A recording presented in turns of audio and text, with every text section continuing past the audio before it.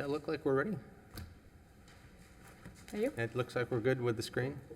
Yep. Yep, okay, well, good. Looks like it is 9 o'clock. Welcome, everyone, to the October 13th Downtown Action Committee hearing. It's another beautiful day in West Palm Beach. If we could start with a roll call, please. Roger Jensen. Present. Nick Mihalich. Present. Brian Checkis. Present. Stephen Graham. Michael Cuevas. Let the record reflect that Michael Cuevas is not present. Brad McPherson. Present. Gregory Gabriel. Let the record reflect that Gregory Gabriel is not present. Perfect, thank you. All right, item 2, you had minutes in your packet for review and approval from the September 8th hearing. Does anyone have any comments or motion to approve? Motion to approve. Okay, second? Second. All in favor, say aye. Aye. Opposed? None? Okay, minutes from September 8th are approved. Item 3 today, report from City Urban Designer, Ms. Aponte.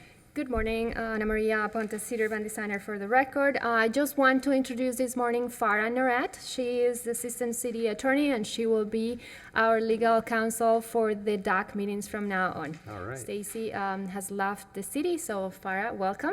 And thank you for coming. That's all I have for this morning. Okay, perfect. And welcome, is it Farah or Farah? Farah, okay, welcome Farah, thank you. Perfect, okay. I have no particular comments for today, so item 5 would be declaration of ex parte communication. Anyone need to claim any for today's cases? Brian? I will be recusing myself, that's all. Okay, that's all been taken care of then. Yeah. Okay, none other ex parte? Okay, perfect. All right, we'll move into the public hearing of today's meeting. Let's see, anyone that's in the audience that plans to speak or provide any testimony, if you could kindly stand and be sworn in.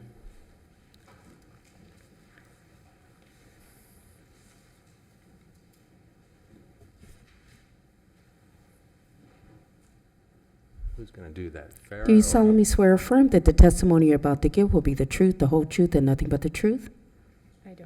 Thank you. Perfect, thank you very much. And when you do speak, if you do, just stand up to one of these plexiglass boxes, microphones, and state your name and address. Perfect.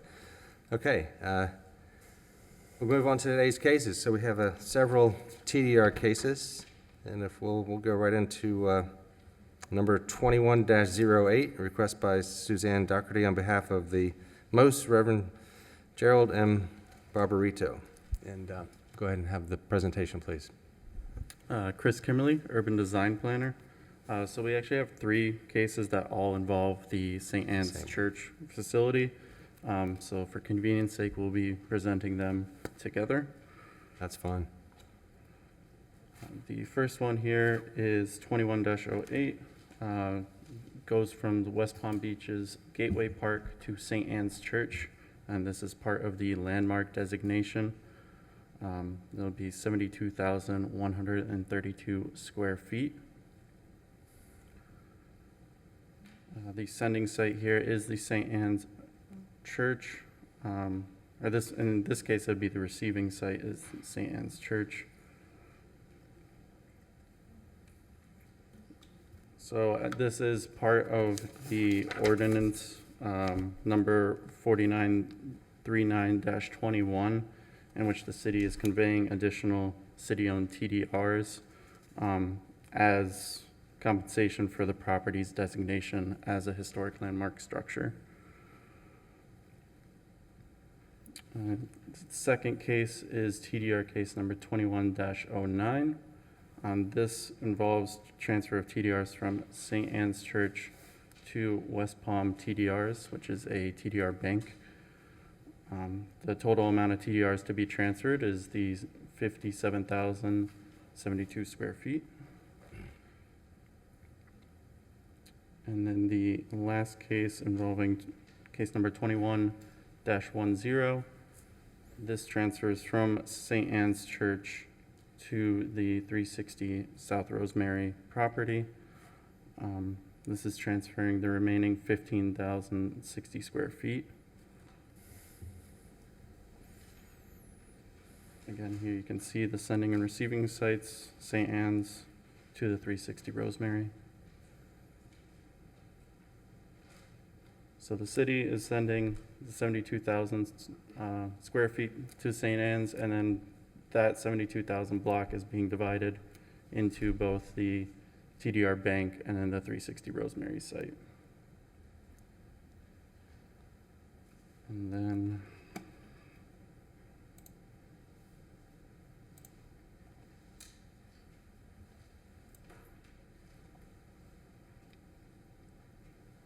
again, just further context, case number 21-08, this was facilitated through that ordinance for the historic designation of the property.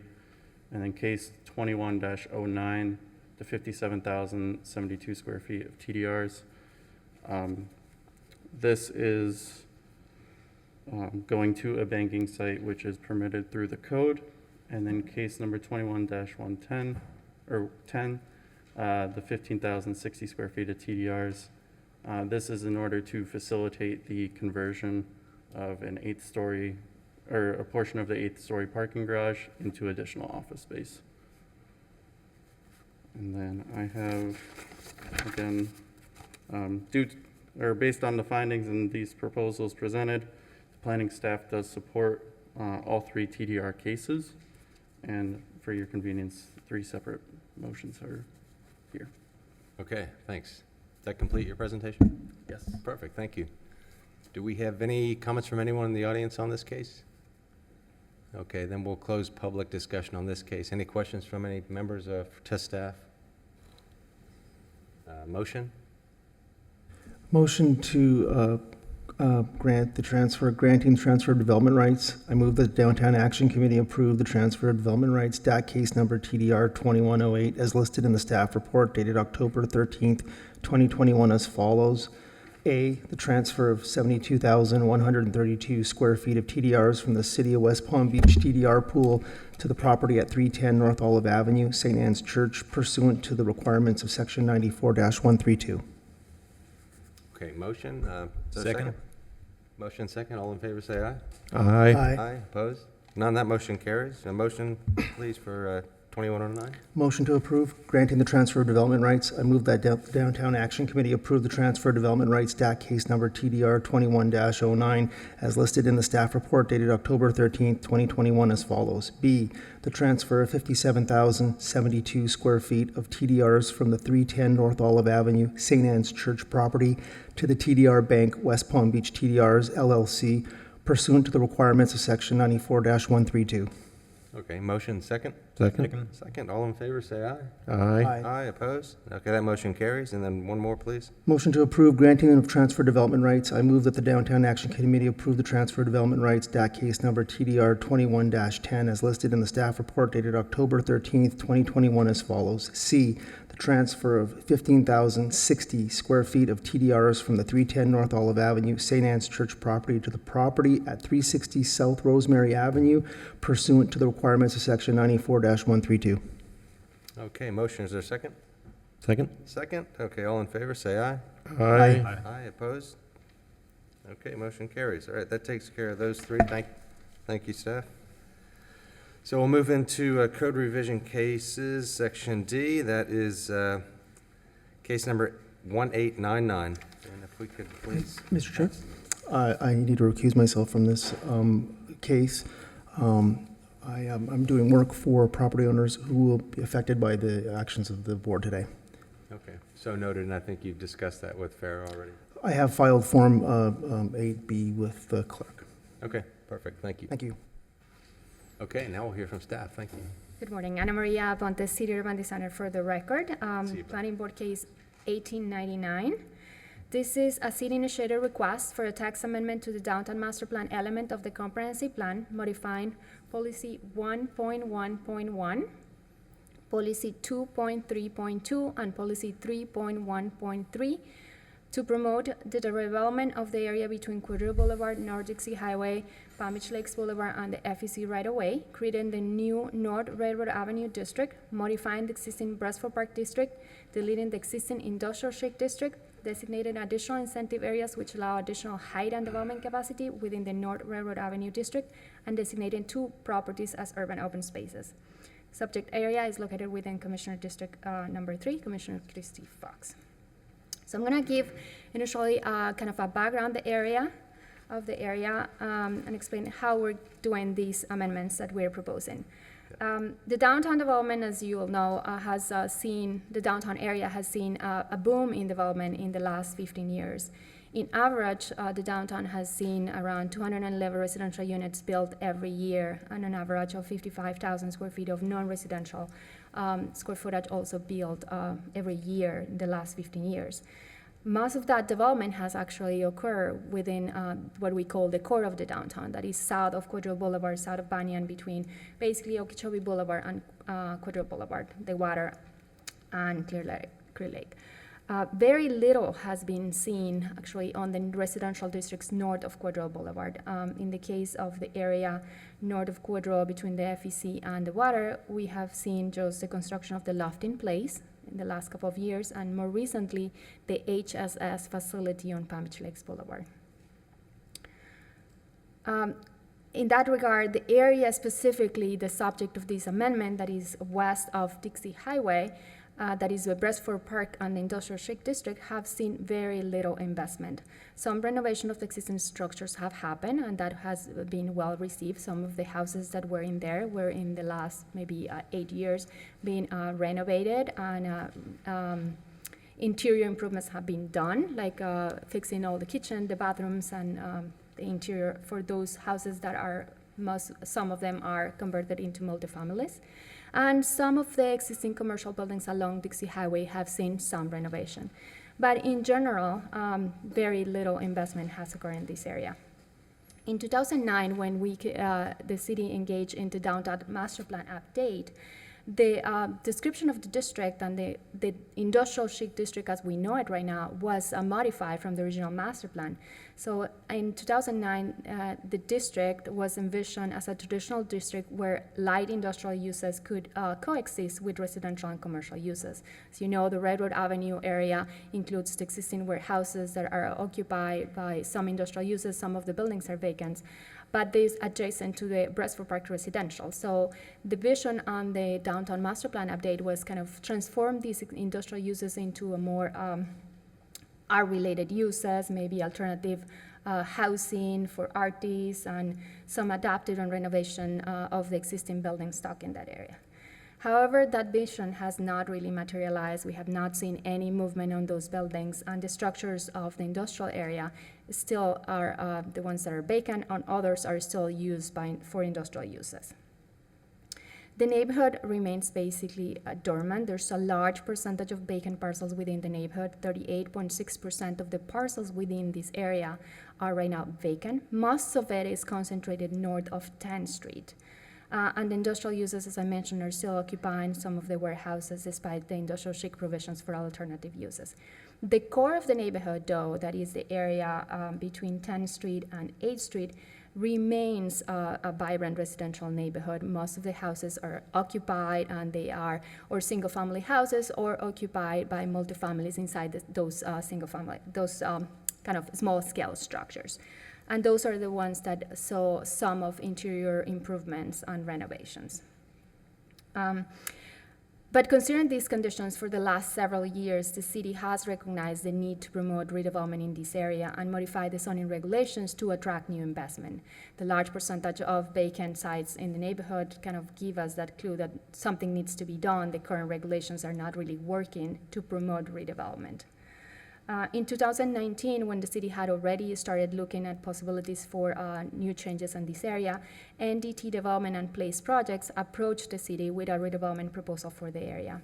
They had started acquiring some property in the area, and they were interested in doing a big project of redevelopment in the area. The city started a collaborative process with the developer, crafting the details of how to propose a redevelopment, how a proposed redevelopment could take place in this area. It was important to involve the CRA as well as the city, and what were the amendments necessary to do to the area. With the initial scope, it was determined that basically the general proposal that was presented by the developer, by NDT and Place Projects, were very in sync with what the downtown master vision was for the general downtown area. So it was proposed as a compact urban redevelopment area with preserving the district character, so the core of the neighborhood was still preserved, and actually the character of the industrial area, the industrial edge along Railroad Avenue was also preserved with the proposal. It was envisioned as a mixed-use district and as a pedestrian-friendly environment. So all these elements basically were very in sync with the general vision of the downtown, and the city was very supported, and basically we started to work with them on this proposal. So the way we see it right now, we have been working with them for over a year. It's a great opportunity for the city. It's an area very close to the downtown core that has a large percentage of vacant area that can be redeveloped and become a vibrant downtown district. The intention is also preserve the character of the district and preserve the residential neighborhood in the core and preserve the kind of that industrial funky feeling that the area has and take advantage of that. So it's a great opportunity for redevelopment, and we think it could be a great asset for the downtown and the city as a whole. Having said that, I want to now transfer the presentation to Joe first. He is the principal for Place Projects, and he will present the work that they have been doing with Plus Serbia, that is a planning consultant firm that has been involved on the work.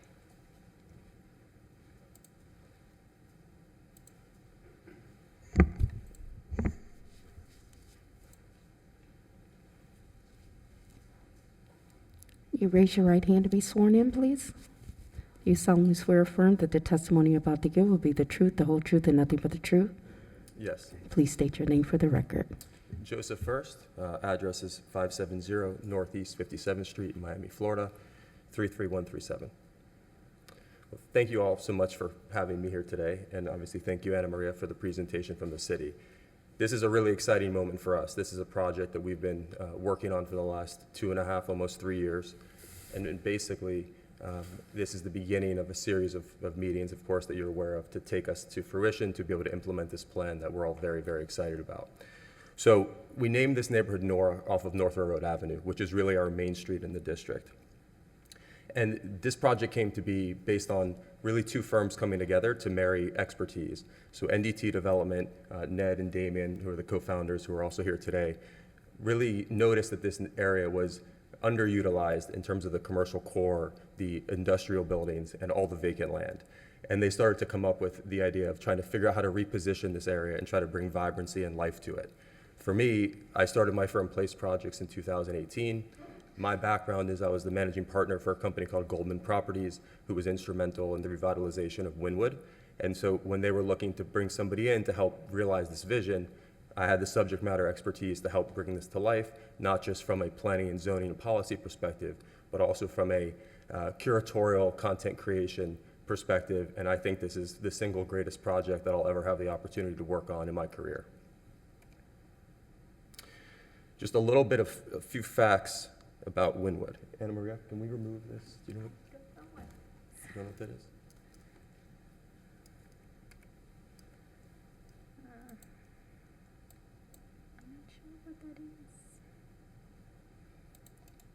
The show can go on without it, but just see if we can remove it. Chris, any idea? Don't worry about it. It's fine. I don't know. Okay. Sorry. It's okay. This is not analogous at all to Wynwood, but there are some elements of this that I think are worth speaking about as it relates to the Wynwood experience.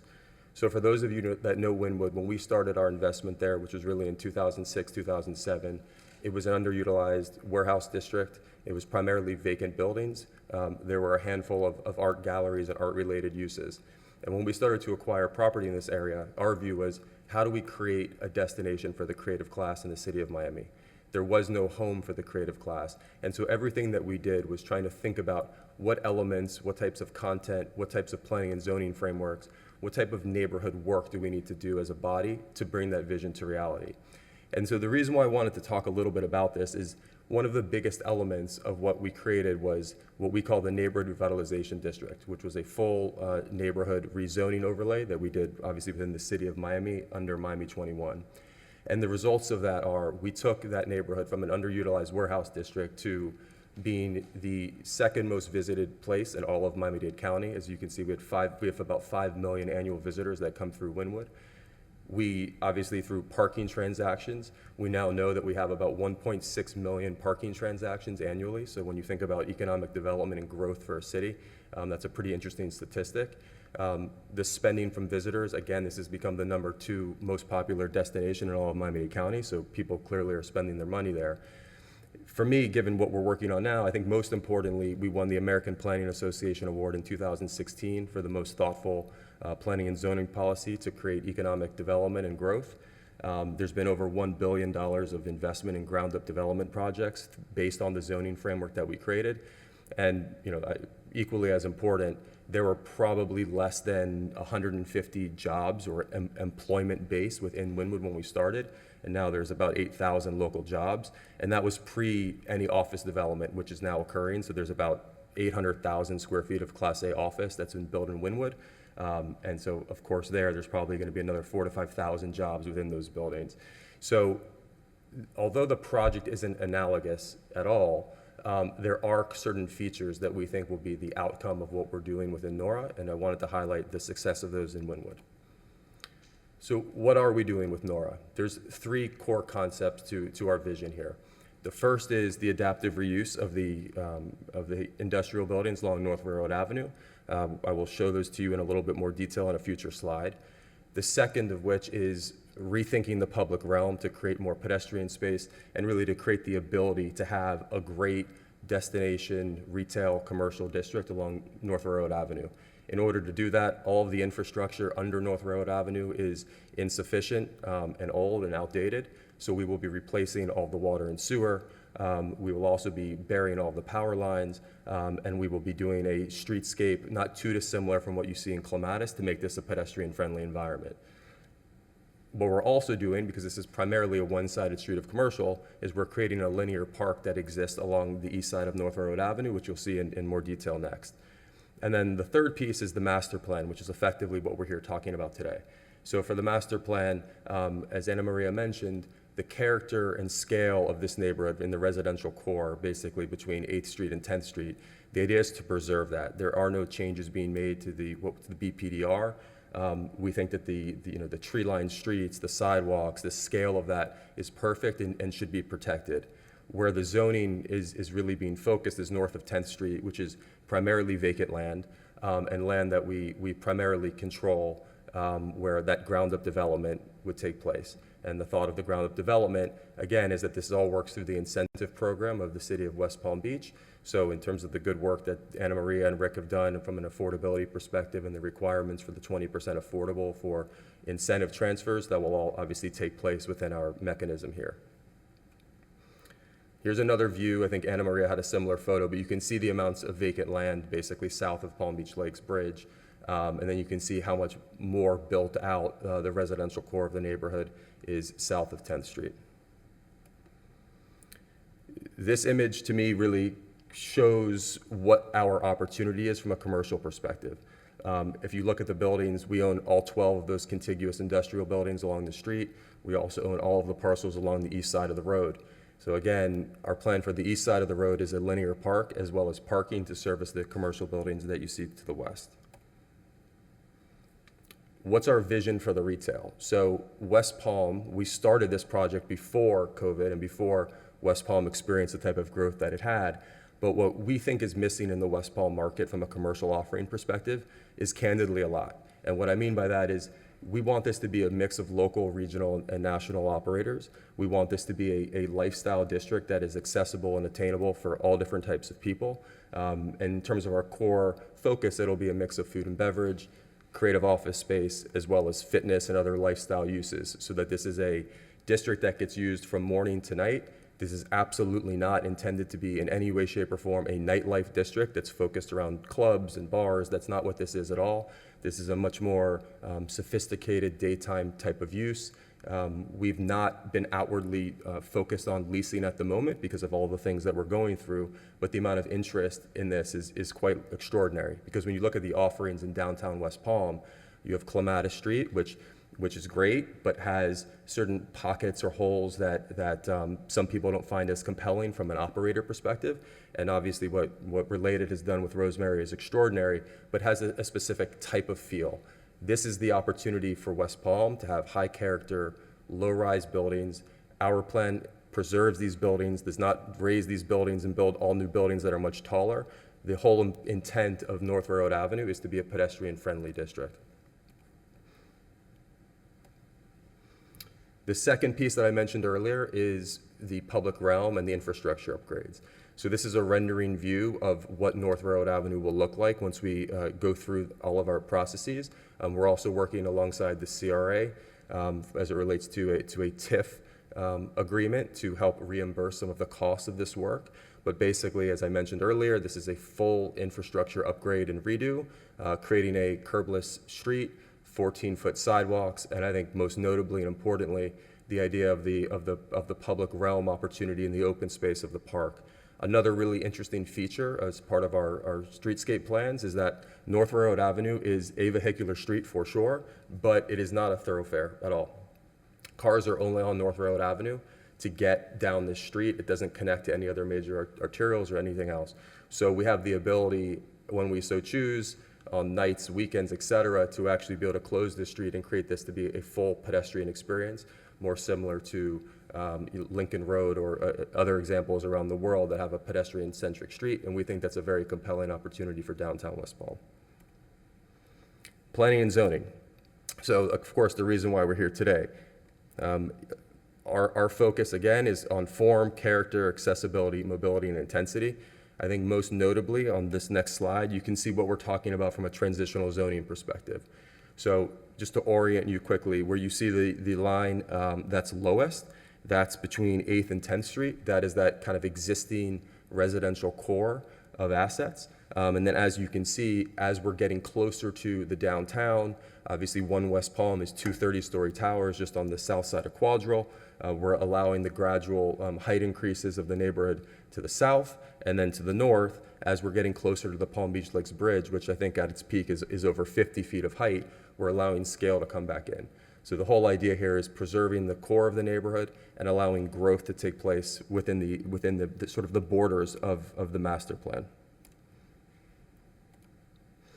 This is a hand sketch. This is obviously very early, but does give you a little bit of an indication of how that scale works and how it fits.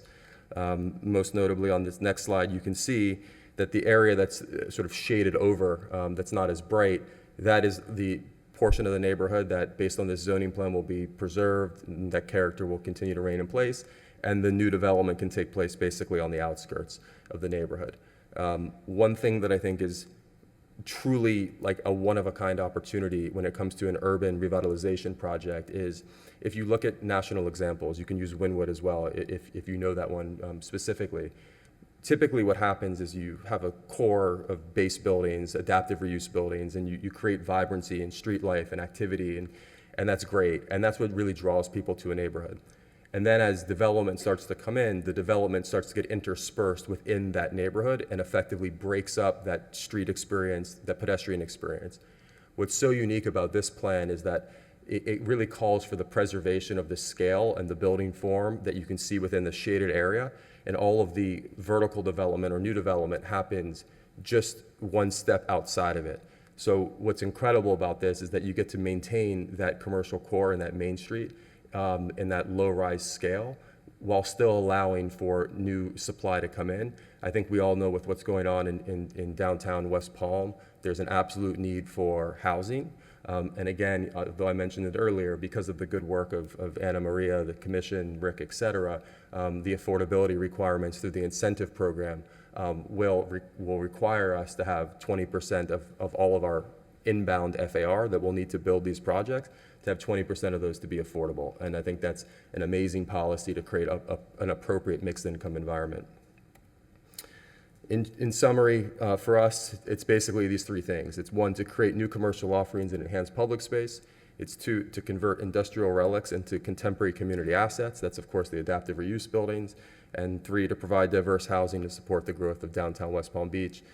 Myself, Ned, Damien, who are also here, we couldn't be prouder to be a part of this. And really thank you to Anna Maria and Rick and the planning staff for having the vision to push this forward on our behalf. So thank you very much.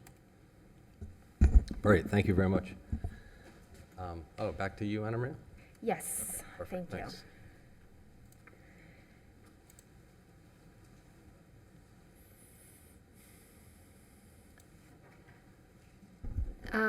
So having seen all that idea, I'm going to go now over the proposed changes that are necessary to implement that vision and exercise that was done. So to implement the strategy of redevelopment for this neighborhood, we need basically, in terms of the zoning, 3 different amendments. One is an amendment to the downtown master plan element of the comprehensive plan. The second one is an amendment to the downtown master plan urban regulations in the LDRs. And the third one is the rezoning of the industrial street district into the new NORA district and the rezoning of portions of the Brestford Park district. What we are going to present today is only the portion of number 1, is the amendments to the downtown master plan element of the comprehensive plan. We are already working on the rezoning exercise and the amendments to the LDRs, and they will come in front of you next month. So in terms of the changes to the downtown master plan element of the comprehensive plan, we are changing basically 3 policies. The first one is policy 1.1.1. That is the policy that lists all the districts in the downtown and has a specific description of the districts. This will establish the new North Railroad Avenue district. That will be the NORA district. And that district will include basically areas within the ICD, the Industrial Street District, that it's this light purple district right now. And that district will basically be deleted and replaced by the new NORA district. In addition, some areas of the Brestford Park district, the area on the north of 10th Street, will be rezoned or like reclassified as part of the NORA district. So the map on the right, and they highlighted in red, or the red color, is the boundaries of the new NORA districts. As you can see, it's a little larger than the existing industrial check because it includes some of the portion of the existing Brestford Park district. The NORA district is characterized as a mixed-use district that implements a contextual and gradual transitional scale between a higher intensity along Palm Beach Lakes Boulevard and a higher intensity of the downtown core. The areas along North Railroad Avenue will accommodate small and mid-scale buildings in new structures or renovations of the existing industrial buildings with commercial ground floor uses intended to activate the street. This is a snippet of the description of the district that will be included on the comprehensive plan. The full text is in the attachment of your staff report. In addition to that, we will need to amend policy 3.1.3 that will delineate the new NORA subdistricts, the same way that we have a district, now we have to designate the subdistricts in that area.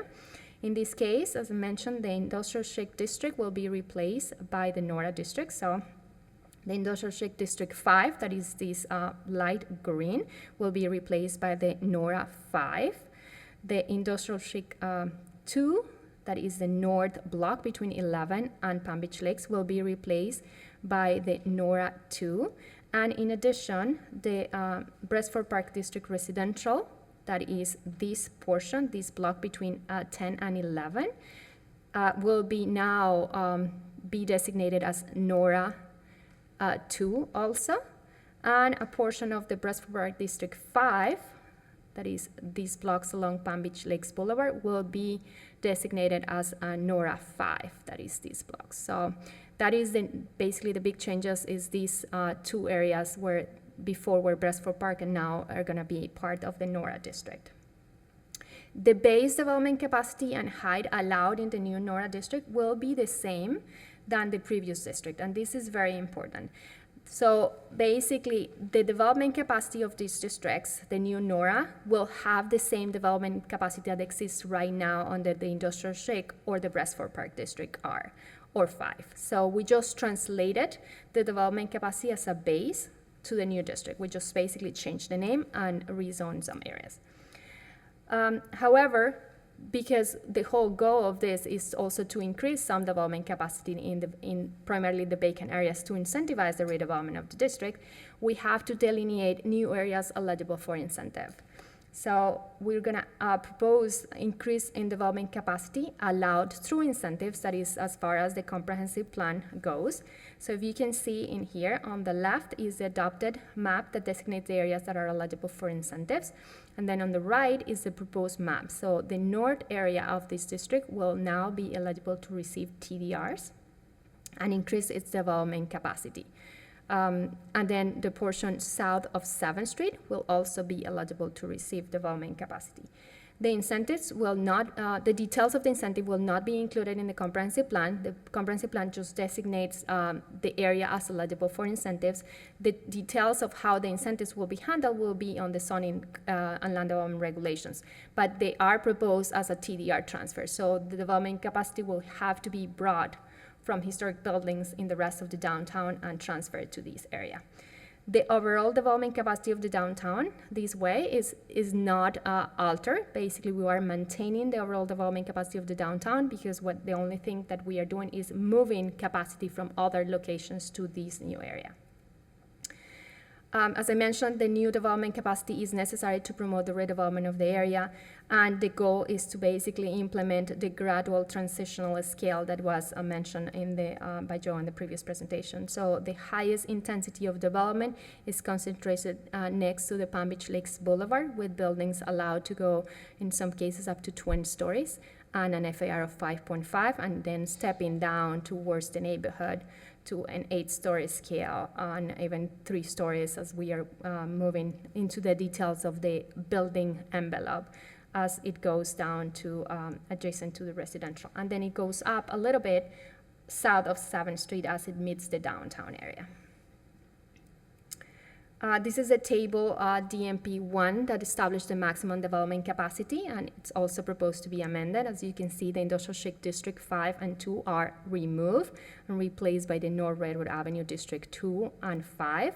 The base FAR for this district is maintained in terms of the square footage, or the FAR, and the same the height. And the additional development capacity will come in terms of incentive eligibility to go.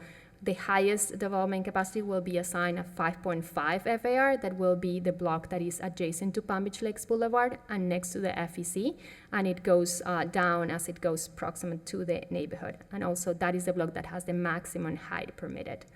The Brestford Park District 5 and R are maintained in terms of development capacity and height. The only thing that we are suggesting at this point is remove the existing maximum densities that are designated in this district. In general, we do not have the maximum densities in the downtown. Most of the districts do not have. They were preserved for the residential districts.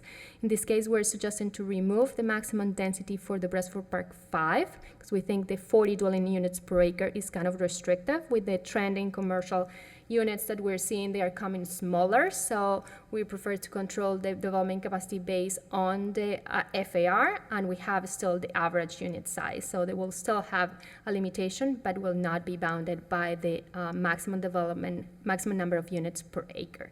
Similar to the Brestford Park District, it's restricted right now to 20 dwelling units per acre. We are right now exploring if we need to increase that to allow more flexibility for those small structures to have kind of a small-scale multifamily, what is now known as the missing middle development, and allow them some flexibility to put additional units within those structures.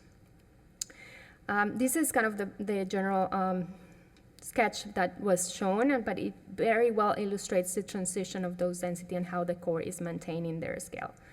One additional change that we are introducing in this proposal, and just because we were doing this, so we took advantage of this process, is we need to designate 2 additional urban open spaces that had been added. One is the linear park that will be constructed north of the existing, or the Flagler Station project that is under construction on Banyan Boulevard and Tamarind. There's a small linear park that is where the old railroad spur was existed.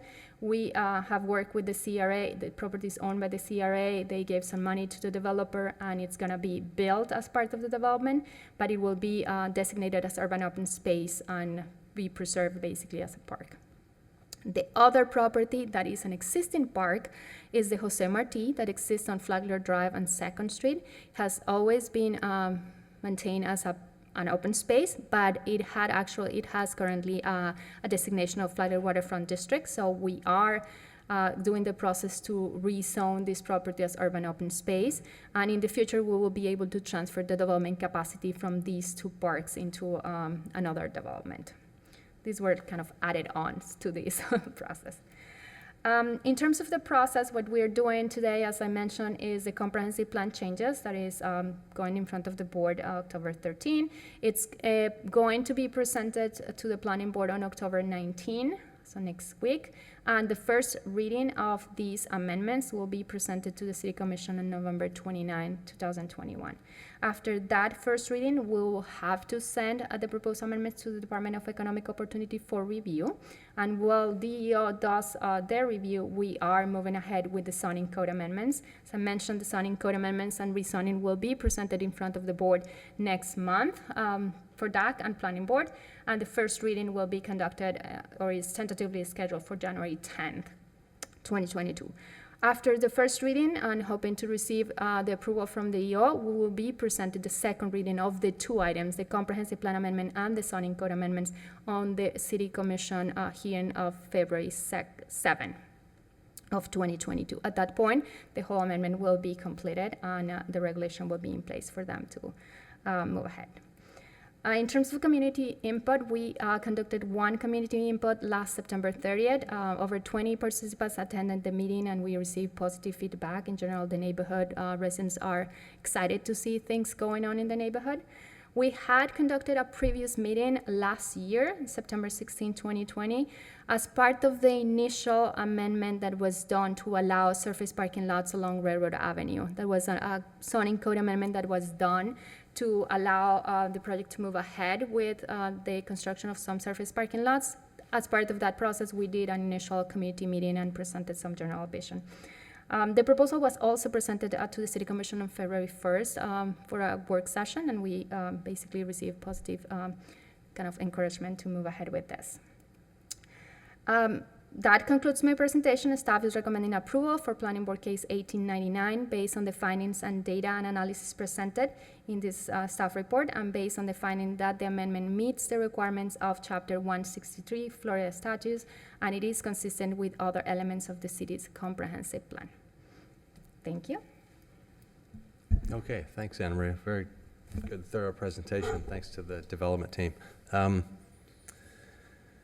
I suppose, are there any immediate questions regarding the presentation? I know we'll have probably a bunch when we come back, but you want to probably listen to some public comment and then circle back? Mm-hmm. Yeah, why don't we do that? I have some cards here. If anyone, anyone that, in addition to the cards I have that wants to speak, if you could fill out a card and bring it up, otherwise we'll go down the list here. Okay, let's see, Susan Stecknage, 411 8th Street. Would you like to say something?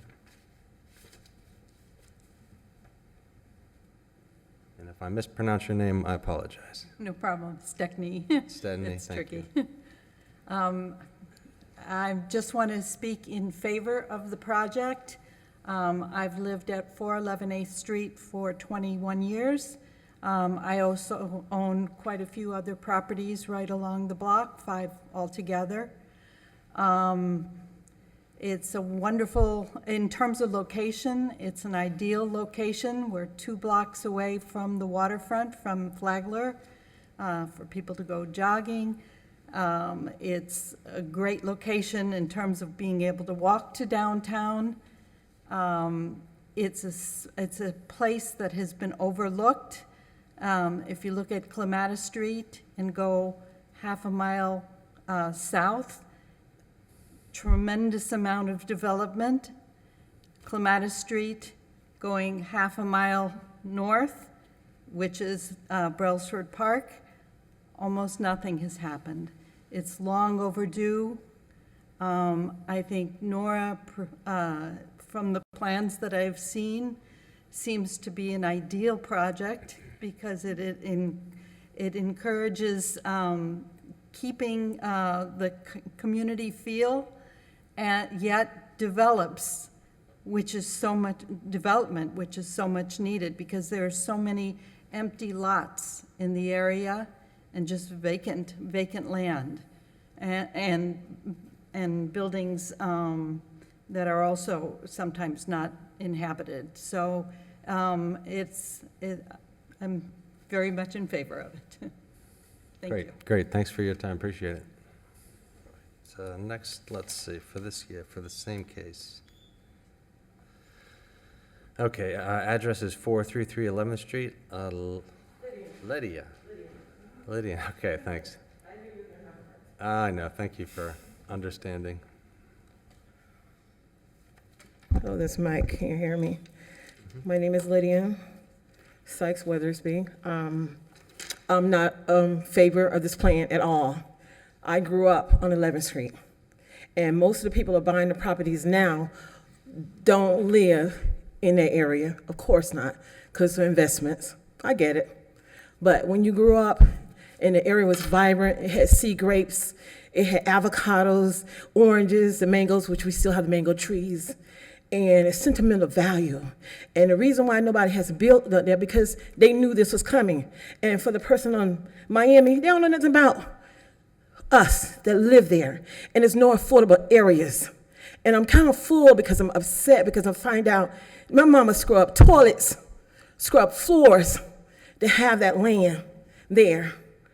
And for someone to come and say, oh, it's not up, of course not, because your agenda was not to build there, not to do whatever. I get it.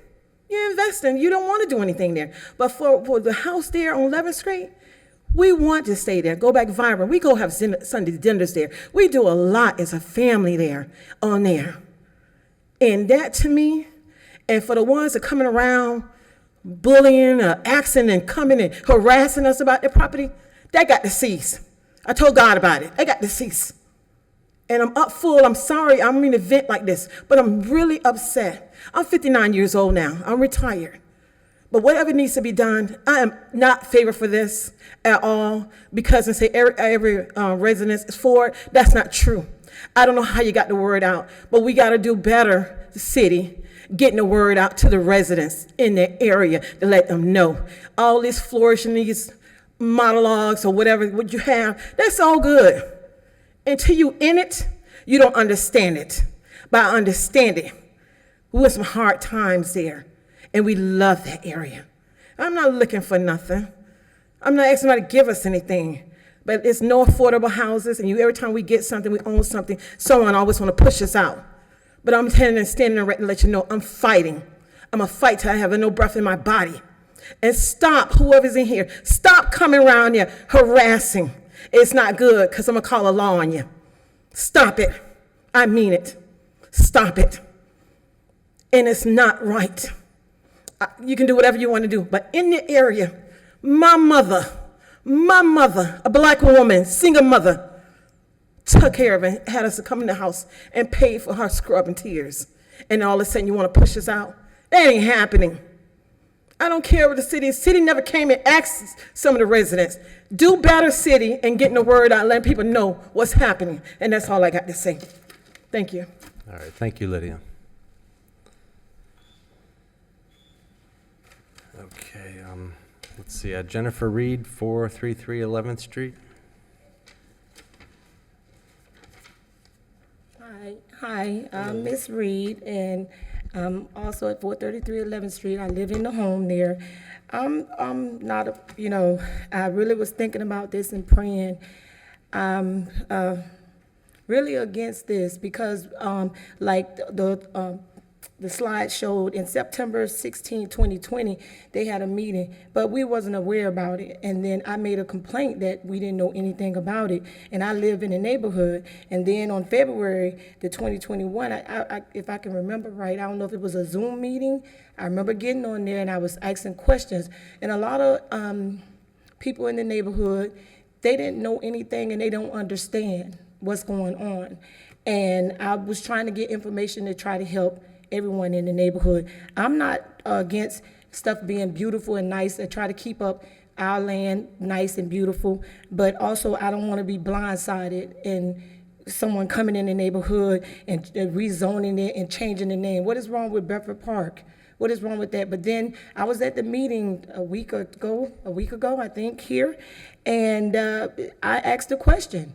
And I said, well, would this 10-story or 20 be in front of my house? And they was like, yeah, that's not right. Because even if I decide I don't want to leave, or if I want to leave, I don't want a 20-story thing in front of my house. We've been there since 1960 something. And it's really sad that, we have to, go through this and whatnot. And like I said, we already have a clematis, so why we need another clematis? Why do we need another city place? And, that was one of my concerns. And like I said, we needed more information, more, just letting us know what is really going on, what you want to do with the land. And like, that's my sister. And we were told that, they wanted to beautify and do this. So some of the questions last week was, oh, well, will we get street lightings? We thought that maybe they wanted to beautify like the roads and where we live, but the question was no. They said we had to talk to the city. And I was like, okay. And just to have more information about this. So I'm right now, especially building stores in front of my house, I have a problem with that, with this ICD NOR 2, building these, it's not right. And I'm not for it. And like you said, I've been there since a little girl. And my mom worked hard, single parent. She did what she could to help her kids and to send me to college and to do stuff. And I'm the youngest.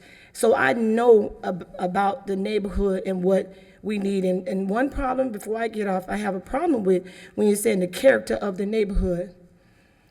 How do they know about the character of the neighborhood and you didn't live in the neighborhood? I went through the good and the bad in the neighborhood, the good and the bad. Everywhere you have problems, but I fight for the neighborhood. And anybody in that neighborhood know I fight for the neighborhood. Anything's going wrong, I make sure I call the police. I do everything I can to help the elderly residents and myself.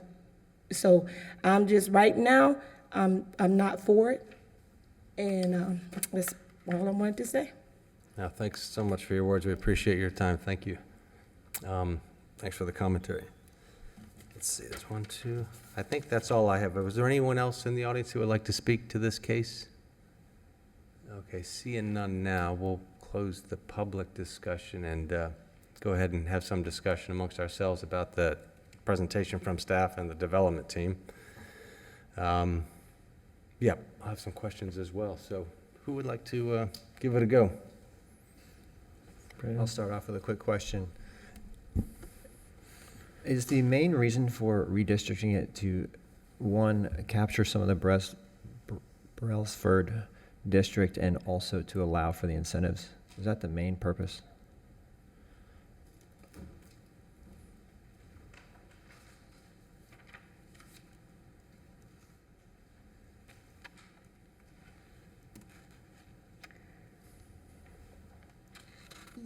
You mean like why we are converting this block that is right now Brailsford Park into Nora?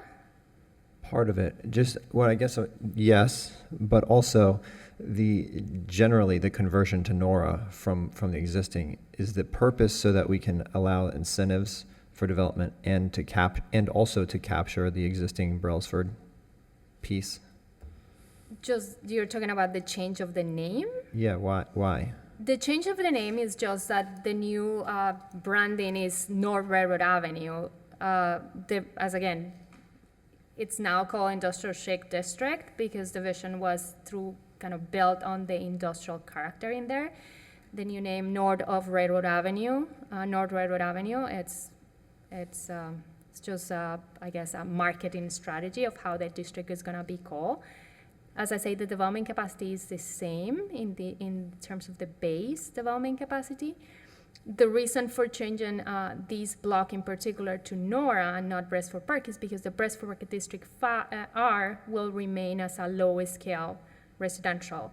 The Nora 2 will have the potential of increased development capacity. So we need to kind of bump it in a different category. That could happen, this is just, I'm curious, honestly. That could happen as is. We could increase the development capacity of that portion now, or does it have to be rezoned to the Nora in order to do that? No, it could, I mean, it could happen if we leave the Brailsford Park District R it's a little bit more complicated. The R regulation does not have FAR. So when we convert it into an incentive, we have to assign FAR to allow the additional development capacity. It's just a matter of how it's done, but it's. Gotcha. Makes sense. That part, piecing it together and getting the incentives, I wasn't sure if that was the purpose for the new name of the district or if it was just a cohesive branding kind of measure. I wasn't real sure. Thanks for clarifying. Yeah, on that same, just so for a clarification, in terms of historic, does this district fall into that category currently, the Brailsford?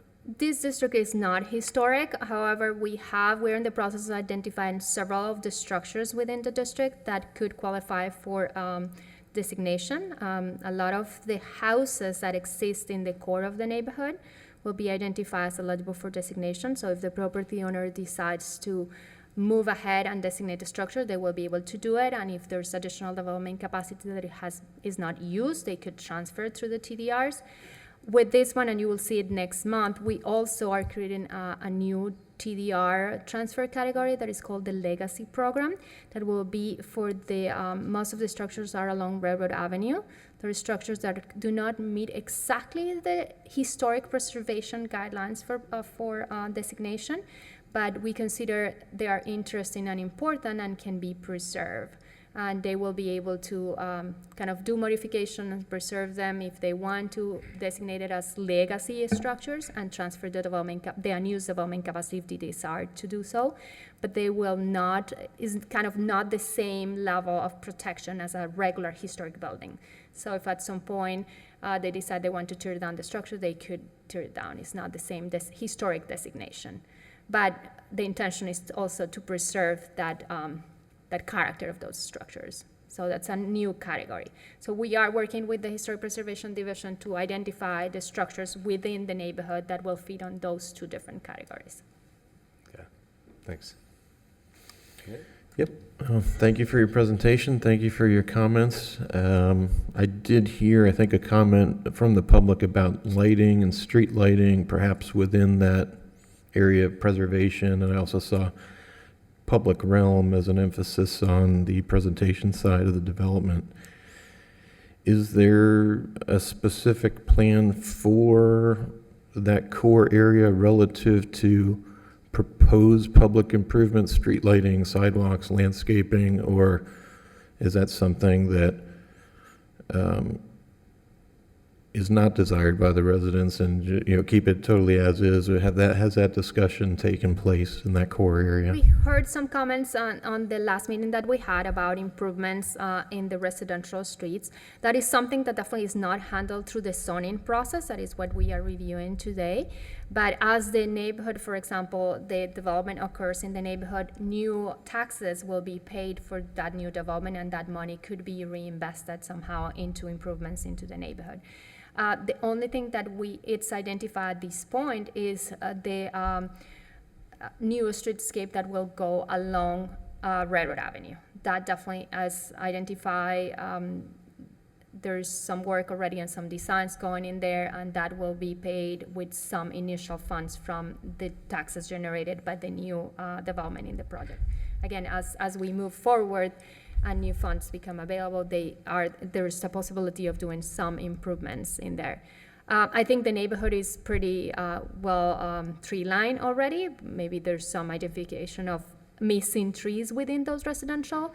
And I cannot say for the lighting at this point. Probably analysis will need to be done to see what is missing and if it can be converted into a decorative lighting, for example, instead of the probably cobra heads that exist right now. Thank you. And then was there a rough unit count, or if this capacity of this new development takes place, are there ballpark units for number of residential units and square footage of retail or square footage of commercial? Not split in categories. I mean, there were some initial estimates done in comparing the current development capacity of the district versus the proposed. And I think it's around 1 million additional square feet of development that will occur with the proposed. Most of it is concentrated on the north end. Joe, I don't know if you have more numbers about that. Sure. So in terms of the adaptive reuse buildings, there's 117,000 square feet that we own and control that we would be repurposing. As it relates to the area north of 10th Street, and just so that everyone here has a clear understanding, we as the development team own every parcel north of 10th Street, west of Madeira, every single one, with the exception of Miss Reed's, of course, with the exception of Miss Reed and her sister's home.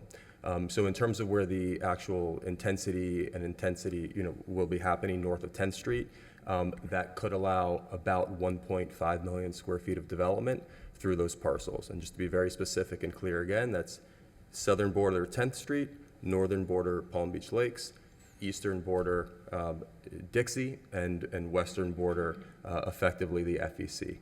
So in terms of the main study area, again, every parcel north of 10th Street, west of Madeira, which is probably about, let me guess, probably about 50 parcels. We own and control all of those with the exception of one that Miss Reed and her sister has. No, actually, that's inaccurate. Every parcel west of Madeira, north of 10th Street, we own and control, and we can obviously validate that through the property records.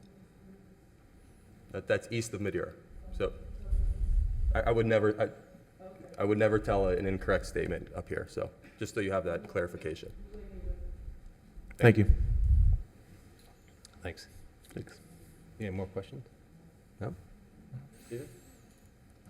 Just to clarify, that the 10th Street block you're talking about, I'm just looking on an aerial right now. I mean, that really is where a significant amount of the vacancy within this district really exists right now. So, I mean, I guess I'm just making the comment. It seems like there is a significant amount of vacant land there. So, so I know that. So I just go to my notes. I had a couple of questions here. So I guess I'm kind of interested in like Railroad Avenue. I understand, adding the incentives is going to do what it does through this comp plan amendment, but the east side of Railroad Avenue, the protection and the transition down to the BPD 5 or BPD 5, I think it is. In some of the renderings, we saw surface parking lots. There was reference to linear park.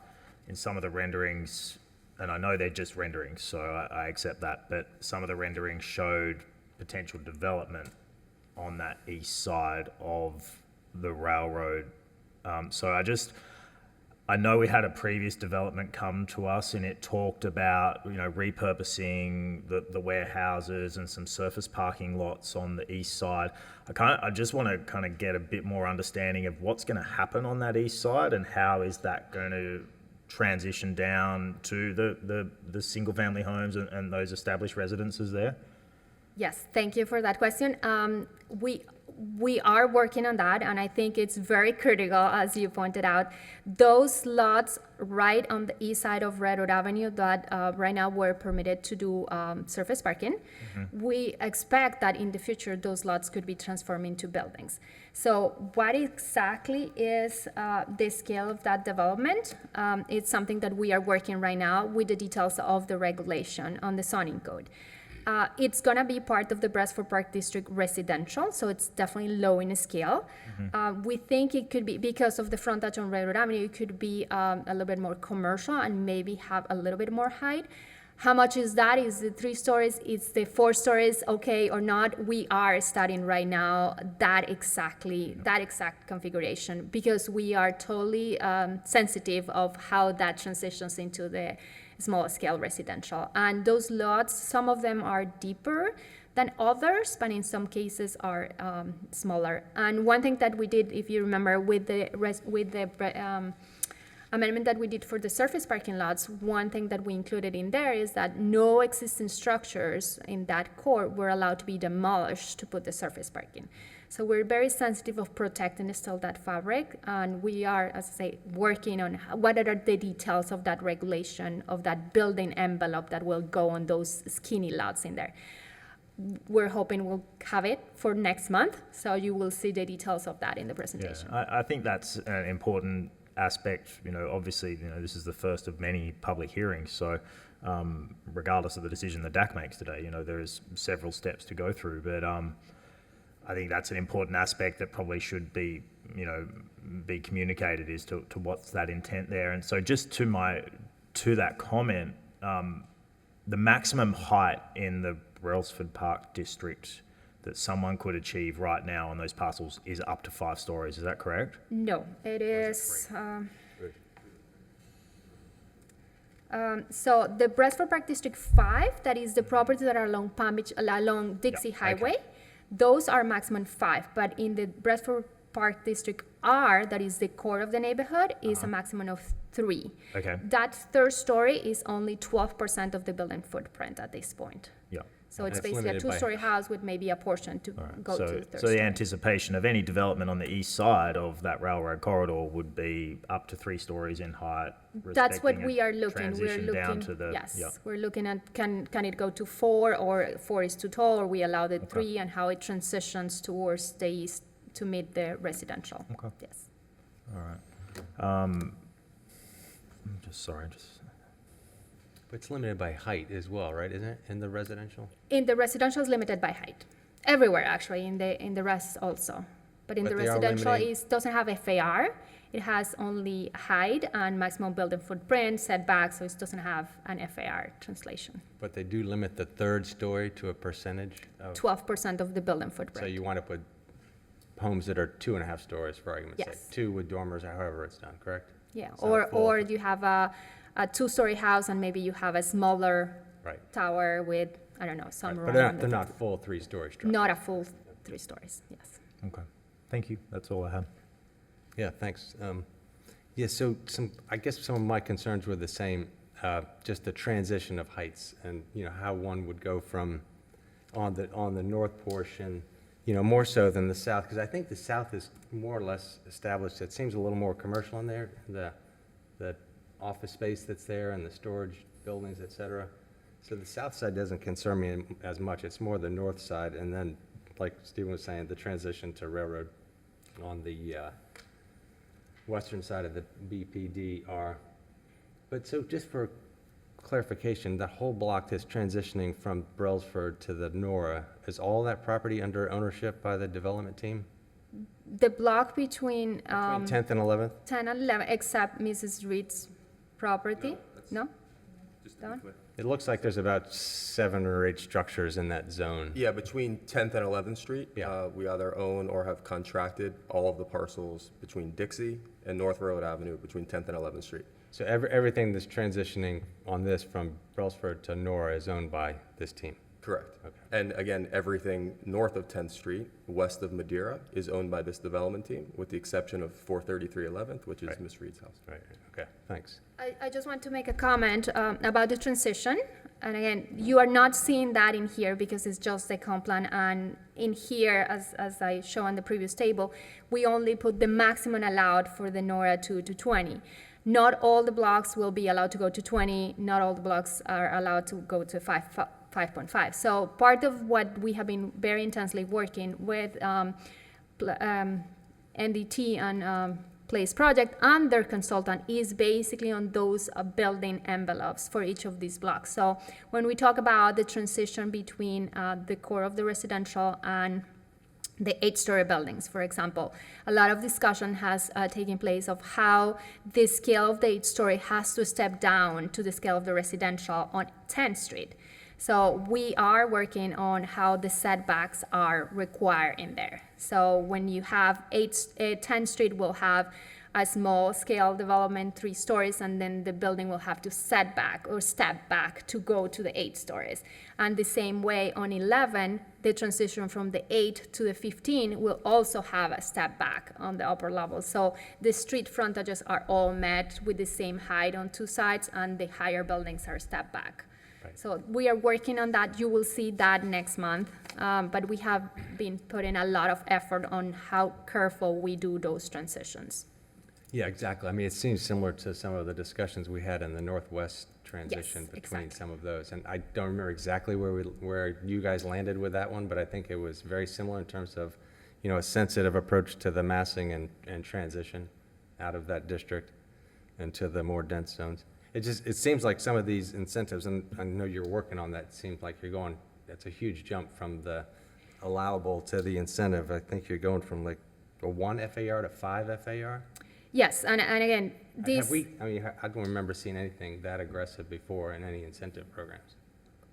in some cases, I mean, we have some, like where the 360 Rosemary office tower is, the base FAR in there is 1.75, and they're allowed to go to 6.5. So depending of what the goal is, there are some increases that are substantial. Some areas had a very low FAR to begin with, that was not really workable in terms of capacity. So they have to purchase more TDRs because we're not allowed to increase the development capacity by right. So that's the way it's worked. But I just want to clarify, in here, for example, when you see these 3 large blocks, the one that is green, that it says NORA 2 to 20, is the one that will have the highest development capacity, is the one that next to the FEC and the bridge will be allowed to go to 20 stories with an FAR of 5.5. The NORA 2 to 15 has an FAR of 3.75, I believe, 3.75, or, yeah, I'm confused, and a maximum of height of 15 stories, but the block south will have a maximum height of 8 stories and a lower FAR. So despite on the table they show the 20 and the 5.5, that's the maximum, the zoning code will have specific tables for each of them that will lower the capacity and intensity as it goes towards the neighborhood. Right, and so those two, an example, the 2 to 20 and 2 to 15, I mean, have you looked at, I'm sure you have, the context all around, like to the west side of the tracks and the relationship of the massing there, the north side of Palm Beach Lakes and what those potential build-outs will be? Yeah. And over to the east of Dixie? Yeah, the analysis with this one is we wanted to put the height as far from the core of the neighborhood and kind of allow the benefit of the height on the Palm Beach Lakes Boulevard Bridge, that is the hardest environment to reach. So in this case, the intention will be the garages will be on the bottom levels, facing the bridge basically, and the residential portion or the office of the active uses will be above to kind of go over that hurdle of the bridge. That is a very hard context to live with. So that's the intention. The north side of Palm Beach Lakes Boulevard is actually an interesting area. It's outside the downtown master plan area, so it does have different regulations. The majority of the land is owned by one particular property owner and then the Good Samaritan Hospital. So we are hoping in the future we can work with them and kind of replicate a similar context on the other side. Yeah, and in your discussions, was there any concern about losing that entire block of single-family neighborhood fabric to potential larger, denser development? You mean the Between I mean, 10th and 11th. as we were saying, most of the area, it is empty lots. This map shows basically the yellow are vacant parcels. So if you see the block between 11 and 10, it's only 1, 2, 3, 4, 5, 6, 7 houses in there. Right. The No, rest I'm saying are that vacant. just in general terms of, it's one of the neighborhoods, historic neighborhoods of West Palm Beach, and you're taking over a third of it to a completely different urban fabric, as it were. I mean, the way we are seeing it, this is the way to promote the redevelopment of the neighborhood. If we don't create a substantial increase in development capacity in here, nothing's gonna happen with the neighborhood. I mean, the previous regulation allows them to go to 2.75 with incentives on the blocks between 11 and Palm Beach Lakes, and they have remained vacant for 10 years. So we think the downtown, the pressure and development in the downtown is there, that we need the multifamily residential. The density is needed. A single family is a low density. This proximity to the downtown can basically guides us to have more intensity on development. One thing that definitely is part of this is we, with the downtown master plan housing incentive that was adopted recently, any new development that has residential in this area that will use incentives will be required to put back some units that are affordable, so lower than the market rate. So that will include that mixed income component to the neighborhood that will be very beneficial for us. Yeah. Those are just some of my general concerns. It's just the same ones I think some of us talked about. It's that transition and being really sensitive to that. Again, I'm just bringing up the issue of that whole neighborhood, and I think it's going to lose a lot of even though I understand it's all vacant and hasn't been developed, I think, again, it's another neighborhood that's going to be reduced drastically. I'm sure it's going to be wonderful what's there, and I have all the confidence in the development team and staff to guide, and you guys will form a partnership as usual and make something wonderful, but just be mindful as you go through the next steps of all these massing transitions so it doesn't really get overpowered in there. Yeah, that's all, Billy. My question's very thorough as usual, and that's, I understand that the community, there's concerns, and this happens a lot with the displacement of formerly, historical neighborhoods, and just outreach to the community in terms of advertising. We always hear about these last minute, how that occurs, so anything that can be done to communicate to the existing neighbors would be great. But beyond that, anyone else have any comments or discussions? Yeah, I mean, look, the only other comment I would make is, this is what we're talking about here today. Really is a product of our master plan, and in a way, the success of the downtown master plan and the redevelopment that we've seen in the core of downtown. That now these areas are becoming the areas that,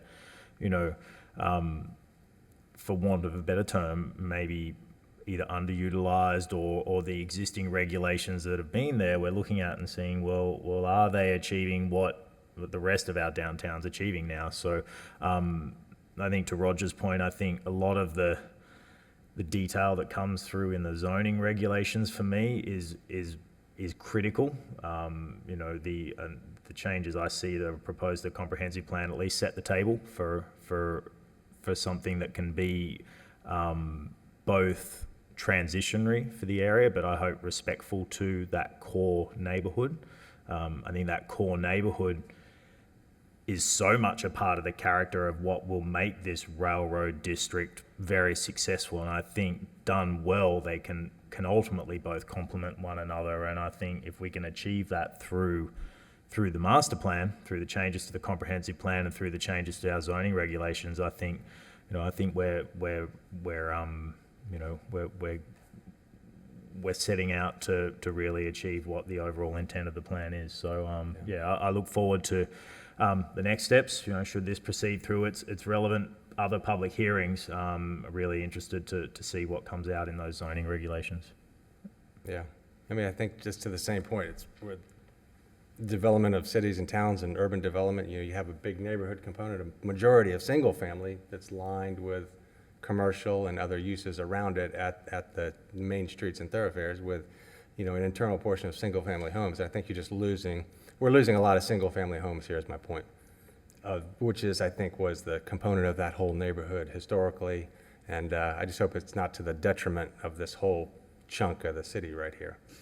So you guys can have some further discussion on that, regardless of the ownership of all the property. And I understand doing 20 new single-family homes there is not the probably ideal use economically, but the question is, what's best for the city in the long run in terms of that? So it's just food for thought. So we're making recommendations today for your next steps? Yes. And just as I pull the motion page, just for the record, I want to mention that notification was sent to all the property owners. We sent a mailer of the community meeting along with a notification for all the public hearings that are taking place for the comprehensive plan. So all the way to first reading, we sent a notification to all the property owners within the neighborhood and 500 feet around the affected area. So we will do the same for the zoning code that comes next. It's not a requirement, but we did it anyway. Okay, So we wanted good. the neighborhood to be Thank informed. you. But yes, I will need a motion from the board regarding this proposed amendment. I'll make a motion. Okay. I'll make a motion that the Downtown Action Committee recommends approval for Planning Board Case Number 1899 based on the findings and data analysis presented in this staff report, and based on the findings that the amendment meets the requirements of Chapter 163 Florida statutes, and it is consistent with other elements of the city's comprehensive plan.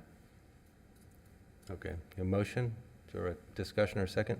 Second? Okay, and then just to add to the second, if we could just make sure that the next step just can summarize or enumerate the items that we discussed in particular here today. for the next review. Okay, anything else? Motion second, all in favor, say aye. Aye. Opposed? Okay, thank you everyone for your time on this one. Okay, I think that's it for today. Okay, that's the last case for today. Does anyone have any unfinished business or new business or other business? Nope. Okay. All right. Anna Maria, anything else from staff? No, that's all. Okay, we're good. All right, thanks. I guess we'll adjourn today's meeting. Thank you, everyone. Thank you. Yeah. Yep.